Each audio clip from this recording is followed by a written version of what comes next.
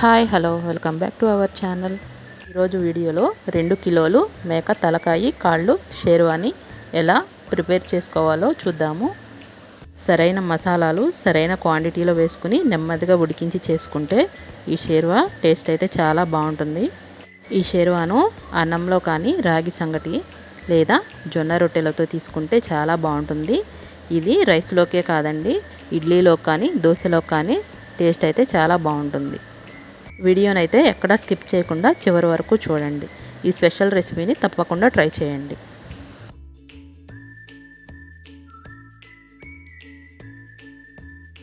నేను ఇక్కడ తలకాయి కాళ్ళు కలిపి 2 కేజీలు అయితే తీసుకుంటున్నాను.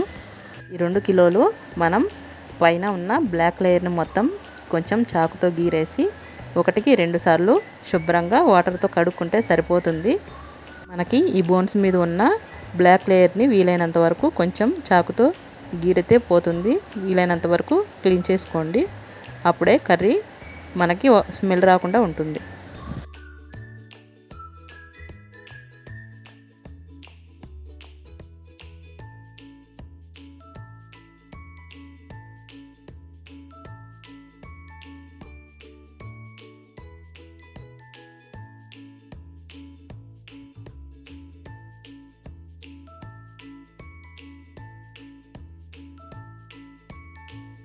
ఒకటికి 2 సార్లు కడుక్కున్నాం కదా, దీనిని ఒక కుక్కర్ గిన్నెలోకి తీసుకుందాం. ఇప్పుడు ఈ బోన్స్ ఉడికించుకోవడానికి మనం దీనిలోకి 2 గ్లాసులు నీళ్లు పోసుకోవాలి. మనం దీన్ని కనీసం 5 నుంచి 6 విజిల్స్ అన్న వేయించుకోవాలి. 5 విజిల్స్ అయితే మనకి ఈ మీటు 70% అయితే ఉడుకుతుంది. దీనిలో మేక బ్రెయిన్ ఉంటుంది కదా, దీనిని తీసి పక్కన ఉంచుకోండి. మనం ఇది పులుసు మరిగేటప్పుడు వేసుకుంటే సరిపోతుంది, అందుకనే దీన్ని పక్కన పెట్టుకుంటున్నాను. మనం కుక్కర్ విజిల్ క్లోజ్ చేసే ముందు దీనిలోకి 2 టమాటాలు అలాగే కొంచెం ఉప్పును కూడా వేసుకోండి. ఉప్పు వేసుకోవటం వల్ల ముక్కలు చప్పగా ఉండకుండా ఉంటాయి, టేస్ట్ కూడా చాలా బాగుంటాయి. ఇప్పుడు ఈ షేర్వాలోకి కావాల్సినవి చూద్దాము. 5-6 పచ్చిమిరపకాయలు తీసుకోండి, అలాగే 3 పెద్ద సైజు ఉల్లిపాయలు, ఒక చిన్న కట్ట కొత్తిమీర, అలాగే 3 రెమ్మల కరివేపాకు, కావాల్సినంత కారం, కళ్ళుప్పును వేసుకోండి. షేర్వాలోకి చాలా బాగుంటుంది. అలాగే ఫ్రెష్గా నూరి ఉంచుకున్న అల్లం వెల్లుల్లి పేస్ట్. ఇప్పుడైతే ఆనియన్స్ కట్ చేసుకుందాము. వీలైనంత సన్నగా చిన్న ముక్కలుగా ఆనియన్స్ని అయితే కట్ చేసుకోండి, అప్పుడే షేర్వాలోకి చాలా బాగుంటుంది. ఈ వీడియోలో చూపిస్తున్న విధంగా చిన్న ముక్కలుగా చాప్ చేసుకొని పక్కన ఉంచుకోండి. అలాగే కొత్తిమీర, కరివేపాకు, పచ్చిమిర్చిని కూడా కట్ చేసుకోండి. పచ్చిమిర్చిని అయితే 2 ముక్కలుగా కట్ చేసుకుంటే సరిపోతుంది. మనం షేర్వాలో వేసేసరికి చిన్న ముక్కలుగా కట్ చేసుకుంటే బాగా కలిసిపోతాయి, అందుకని 2 ముక్కలుగా వేసుకోండి. లేదు కొంతమందికి షేర్వాలో పచ్చిమిర్చి అంటే చాలా ఇష్టపడతారు కదా, వాళ్ళైతే ఫుల్గా వేసుకోండి, చాలా బాగుంటుంది. నాకైతే ఇక్కడ 6 విజిల్స్ అయితే వచ్చినాయండి. ప్రెజర్ అంతా పోయిన తర్వాత మూత తీసి ఒకసారి కలుపుకోండి. చూశారు కదా, నేను ఇక్కడ 6 విజిల్స్ వేయించాను. నాకైతే 70% ఉడికింది. మిగతా 70% మనం కర్రీలో ఉడికించుకోవాలి, అప్పుడే షేర్వా చాలా టేస్టీగా ఉంటుంది. మనం ఫుల్గా కుక్కర్లో ఉడికిస్తే మసాలాలు ముక్కలకి పట్టవన్నమాట, కొంచెం చప్పగా ఉన్నట్టు ఉంటాయి. అందుకని 70% మాత్రమే ఉడికించుకోండి. ఇప్పుడు ఒక కుక్కర్ గిన్నె తీసుకొని కర్రీకి సరిపడా ఆయిల్ వేసుకొని 3 బిర్యానీ ఆకులు, ఒక స్టార్ పువ్వు, 4-5 లవంగాలు, 1 ఇంచు దాల్చిన చెక్క ముక్క, అలాగే 3 ఇలాచీ వేసుకోండి. వీటన్నిటిని కొంచెం ఫ్రై చేసుకోండి. ఇవి కొంచెం ఫ్రై అయిన తర్వాత మనం సన్నగా కట్ చేసి ఉంచుకున్న ఉల్లిపాయలను వేసి ఉల్లిపాయలు మెత్తబడేంత వరకు మగ్గించుకోండి.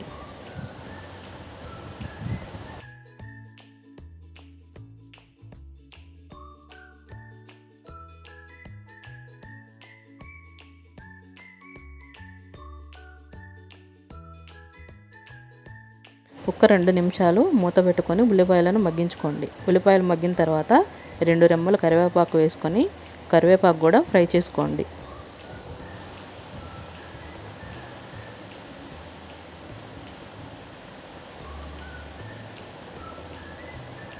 కరివేపాకు కూడా ఫ్రై అయిన తర్వాత మనం తీసి ఉంచుకున్న పచ్చిమిరపకాయలను కూడా వేసుకొని పచ్చిమిరపకాయలు కొంచెం మెత్తబడేంత వరకు ఫ్రై చేసుకుంటే సరిపోతుంది.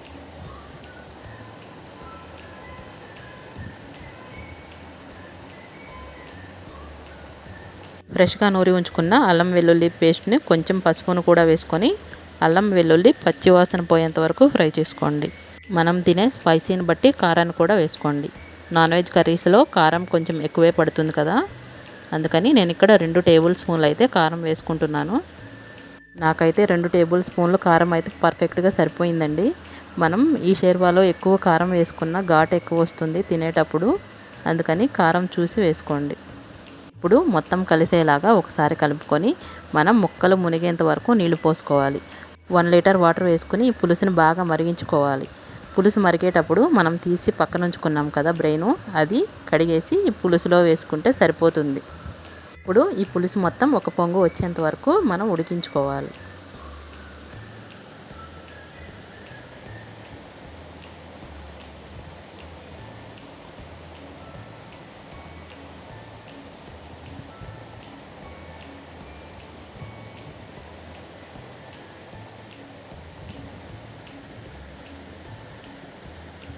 ఈ విధంగా పులుసు మరిగేటప్పుడు మనం తీసి పక్కన ఉంచుకున్న బ్రెయిన్ కూడా కడిగి ఈ పులుసులోకి డ్రాప్ చేసుకొని కదపకుండా ఒక 10 నిమిషాలు వదిలేస్తే బ్రెయిన్ అయితే ఉడికిపోతుందండి.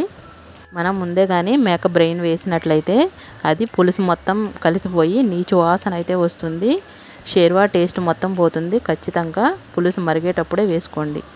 వేసిన తర్వాత కూడా ఎక్కువగా కదపకుండా ఒక 10 నిమిషాలు ఉడికించుకోండి. బ్రెయిన్ అనేది అసలు పులుసులో కలవకూడదన్నమాట.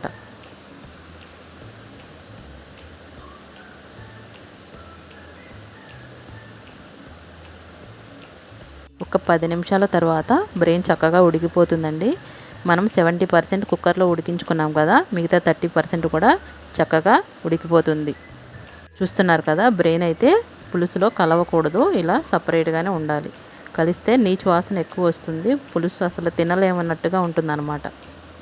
ఈ ప్రాసెస్ మొత్తం ఖచ్చితంగా మీడియం ఫ్లేమ్లోనే చేసుకోండి, అప్పుడే చాలా టేస్ట్ బాగుంటుంది.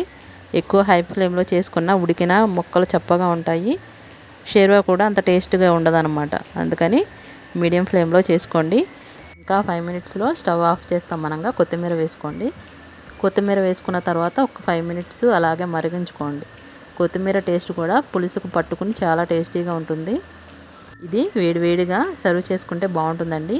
మనకి నోటికి ఏదైనా తినబుద్ధి కానప్పుడు, జలుబు చేసినప్పుడు చాలా రిలీఫ్గా ఉంటుంది. ఈసారి ఎప్పుడైనా ఈ విధంగా ట్రై చేయండి. మీకు ఈ రెసిపీ ఎలా అనిపించిందో కామెంట్ సెక్షన్లో ఖచ్చితంగా కామెంట్ చేయండి. ప్లీజ్ లైక్ చేయండి, షేర్ చేయండి, మన ఛానల్ని సబ్స్క్రైబ్ చేసుకోండి. Thank you for watching. Please subscribe.